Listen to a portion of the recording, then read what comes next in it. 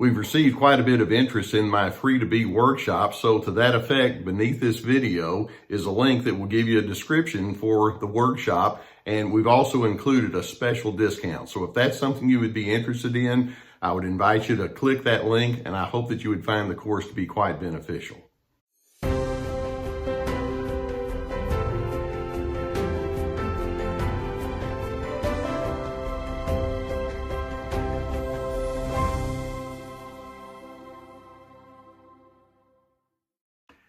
Have you ever noticed that the narcissist in your life can rationalize how they can manage life quite well, thank you very much, without any particular input from you or anyone else? In other words, it's their way of thinking, I do life really well, and if you people out there would just understand that and do things my way, we'd be just fine.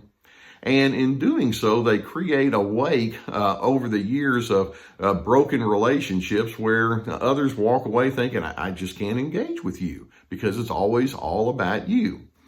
One of the elements that goes along with narcissism is they actually become caught in traps of their own making.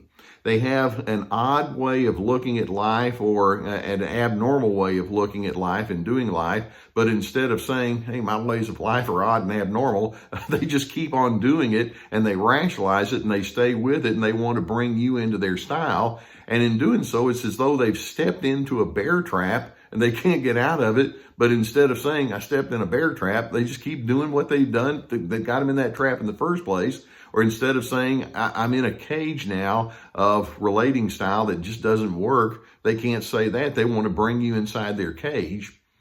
It's going to be of utmost importance for you to have insight and awareness with respect to their traps that they have constructed for themselves that they can't get out of, because like I say, they want you to join them in that. And my attitude is, no way, I don't want to do that. I want to be over here on Team Healthy.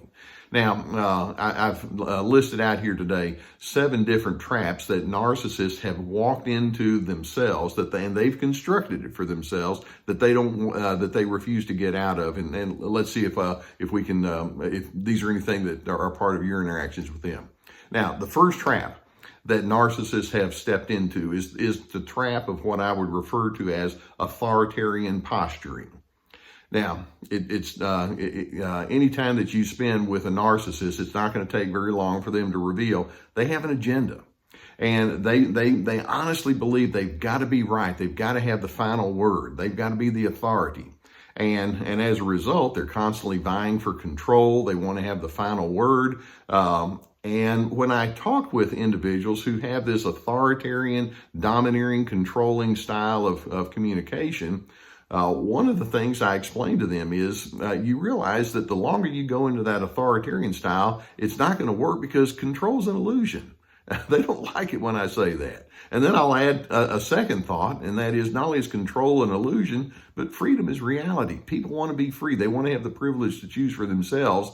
And when you say that to a narcissist, perhaps on an intellectual level, they might agree with you. More often than not, it's like they want to argue with you. And they'll say, yeah, but if you let people be free, they'll do this and this and this. And it's like, yeah, it's true that sometimes people don't make wise choices in their freedom, but still control's an illusion and freedom is reality. And we'll have to negotiate consequences and things of that nature.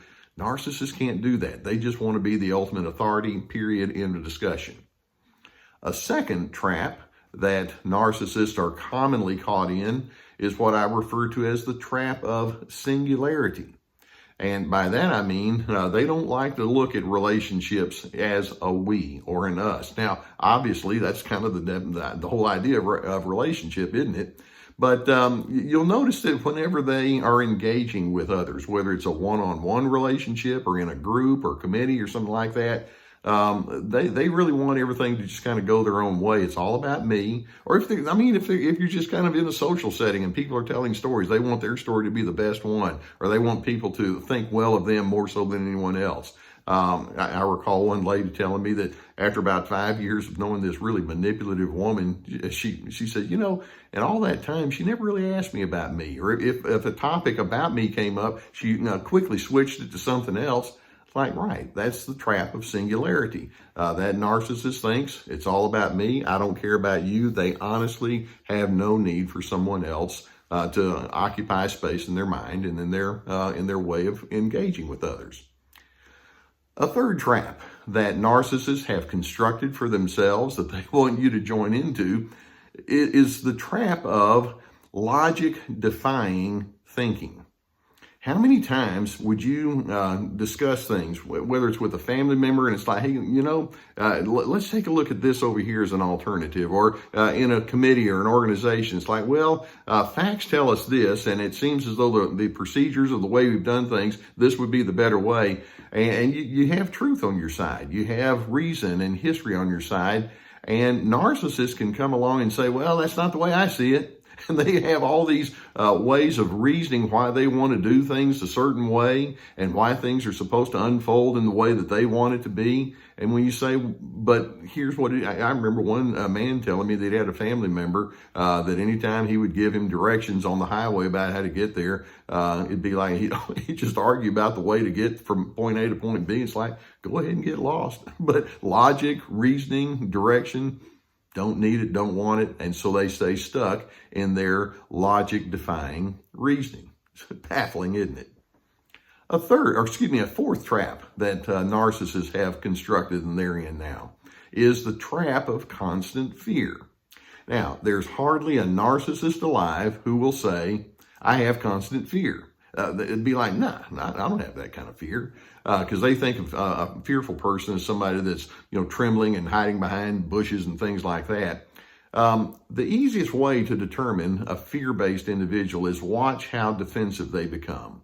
Narcissists are pathologically defensive. If you even suggest that there might have been something better that they could have done, or that you just see things differently, or that you'd like to confront them about something, they're very threatened by that. And being threatened, that's fear. And they can go into denial or rebuttal or evasiveness. They can come down hard on you and just start barking at you about how you don't know what you're talking about. And it's like, why is it so difficult for you to just receive input? And the honest answer would be, because I'm afraid of your input. I'm afraid of being exposed as somebody that might need to improve. And that's the trap that they're in, the trap of fear. A fifth trap that narcissists are in is what I call the trap of pseudo-love. Narcissists, of course, want to be admired. They want people to think that they're really cool and neat and that they deserve all sorts of extra measures of pats on the back and things like that. But they don't really understand the essence of love. Love to them is admiration and perhaps even of an undeserved kind of way, just an unfiltered style. When in fact, love is so much more than that. Love involves sacrifice and patience and blending and knowing each other at a deep level and blending with each other's essence and what's on the inside. It's like, no, you just need to tell me how wonderful I am and you think I'm terrific. We love each other, right? And as a result, for them, relationships are a little more than transactions. People are tools to be used, and that's as far as they're able to go. A sixth trap that narcissists can be caught up in is the trap of anger. Narcissists are naturally angry individuals. Now, sometimes their anger can come out in rages and harshness and threats and violence, things of that nature. Other times it's a little bit less severe, but they can be easily critical and negative and gripey and impatient. Sometimes the anger is of a passive aggressive nature where they go into the silent treatment or, promising to do things and then they don't, or just being forgetful, if you will, when it's not really that, it's just procrastinating. Is their way of saying you just bug me. They're so easily angered, and if you say, hey, let's see if we can do life without all that anger, what they'll do is they'll say, we'd be doing just fine if you wouldn't make me angry in the first place. In fact, you're the one that's got the anger problem anyway. They're trapped by their own anger. They can't get out from under it. And then seventh, narcissists live inside the trap of judgment and contempt.